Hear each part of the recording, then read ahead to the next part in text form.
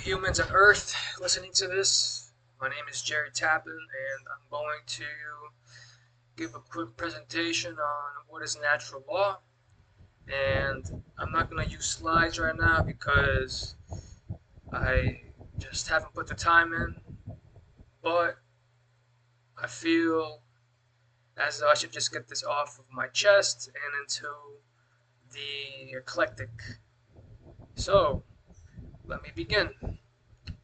What is natural law? The word natural is an adjective which means comes from the 1300th century from the word naturel, and it states of one's inborn character, hereditary, innate, by birth, or as if by birth. So what you want to get from that is by birth. It's innate. And innate is an adjective from the early 15th century that means existing from birth. So, now I'm going to define law, which is a noun.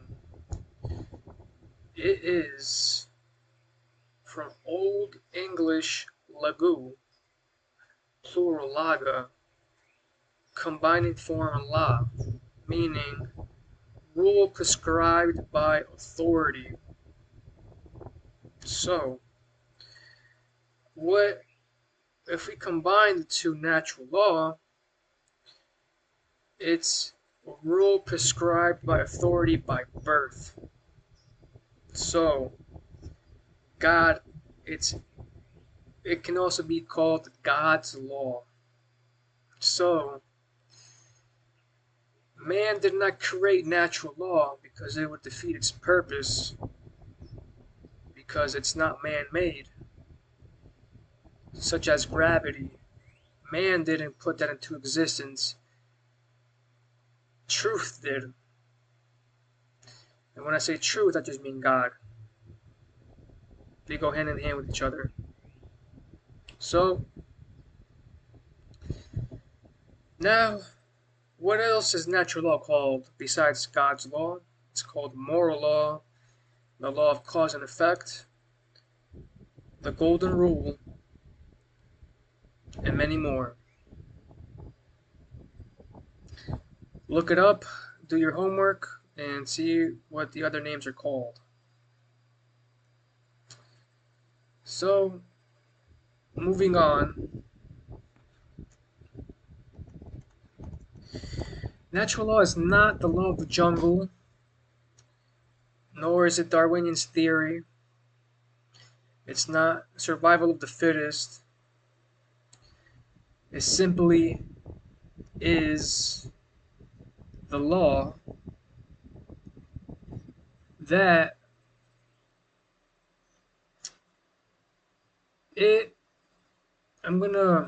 alright, so natural law is the law that governs the consequences of behavior. So, meaning that whatever behavior we output into the world,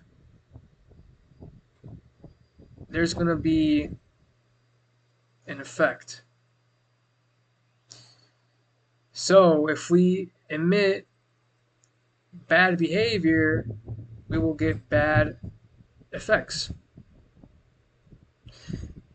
So the reason why I'm even giving this presentation is because if we know the laws of nature, natural law, then we will know that we've been emitting bad behaviors and it needs to get corrected. Therefore, knowledge is required. Therefore, that's why I'm giving this presentation, for the knowledge to be out there, for people to listen to this, hope resonate with it, and then do their own research into natural law, which I recommend listening to Mark Passio's Natural Law presentation, which is a 7-hour presentation.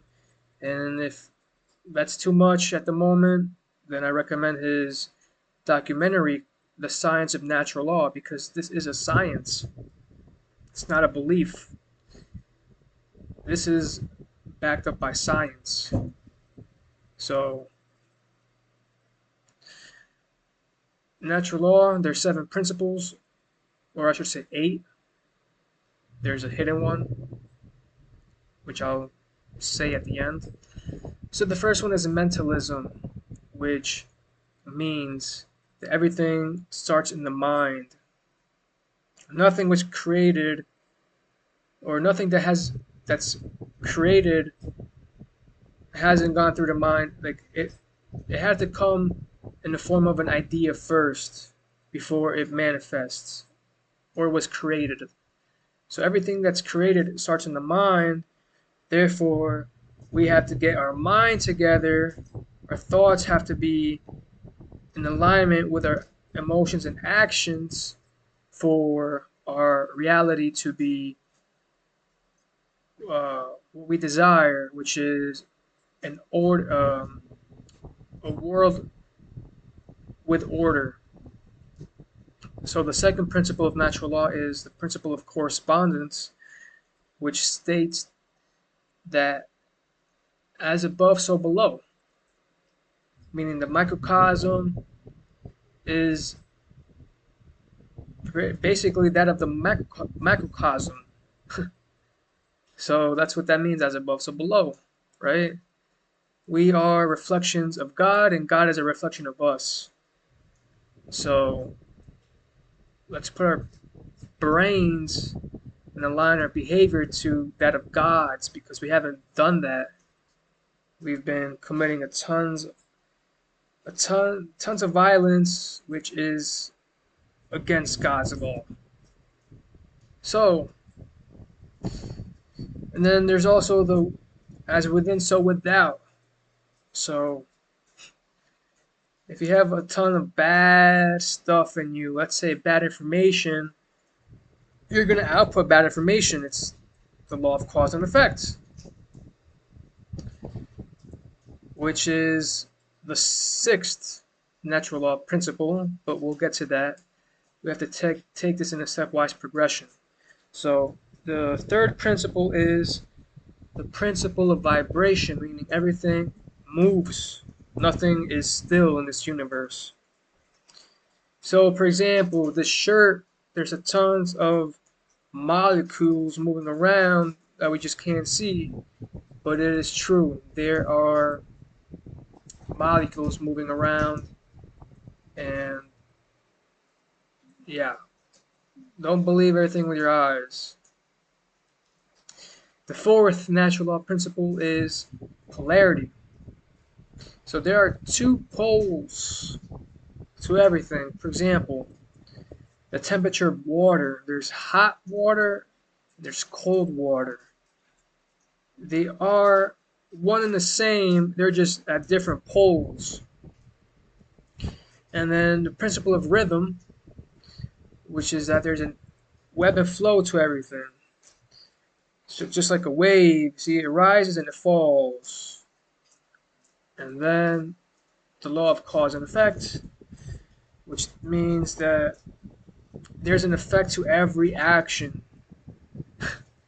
So, if you have a set of dominoes lined up next to each other, standing up, and if you tip one, one's going to tip over another, and it's going to keep on happening till all the dominoes are hit.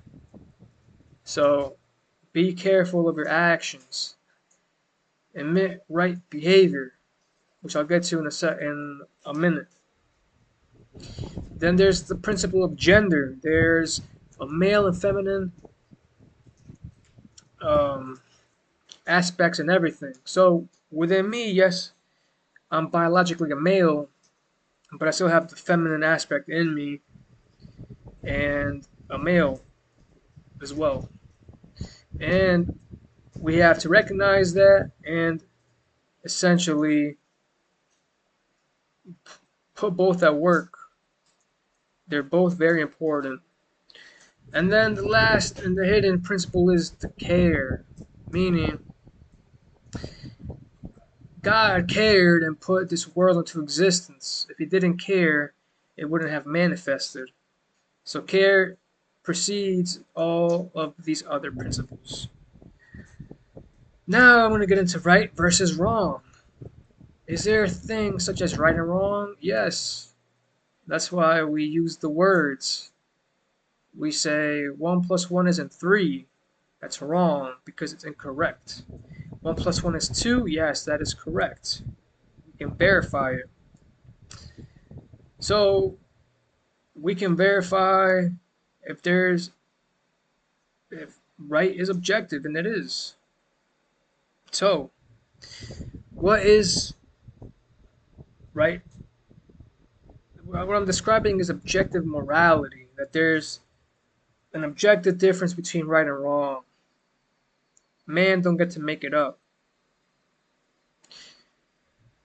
Now, I'm just gonna talk about what a right is. Right is an action that doesn't cause harm to another sentient being. I'm gonna say that again. A right is an action that doesn't cause harm to another sentient being. And a wrong is an action that does. And then again, I'm giving this presentation because we've been admitting a ton of wrong actions, such as you not being responsible when evil is taking place in the world. So now that we know what a right is, let's describe what it is not. Or let's say, what are the wrongdoings in this world, right? To boil it down, it's really not stealing, but let me break it down. 1. Willfully deceiving people is a wrong because you are giving them false information and they cannot act on correct information because you haven't given it to them. And that is a wrong. You're stealing the truth from them.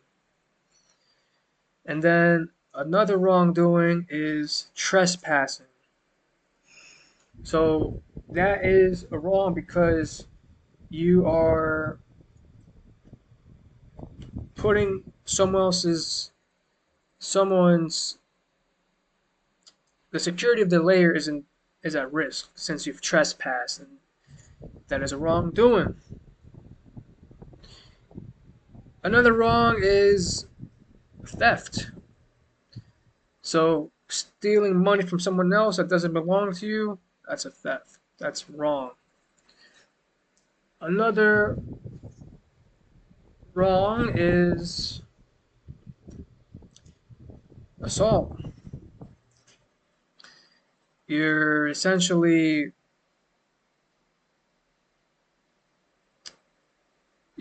assaulting them, you're putting their life in danger, you could potentially kill someone, which is murder, and that's the ultimate wrongdoing. As we see government just murdering innocent people because they think they have the authority to do so when they don't, because the only authority is God. And as we know, God said a right versus wrong inherently in nature, and a right isn't government gets to do murder innocent people. No, that's like I'm describing right now. I'm going over the wrongs. What government is doing is a wrong. So coercion. Hey, if you don't pay taxes, we're gonna blow your head off, right? That's a wrong.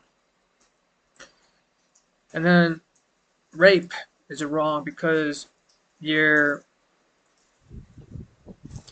taking someone's sexual, their you're taking someone's free will to sexually interact with whoever they want. Now I want to go over to the law of freedom, which dictates as a population is increases its morality, the more free the population will be.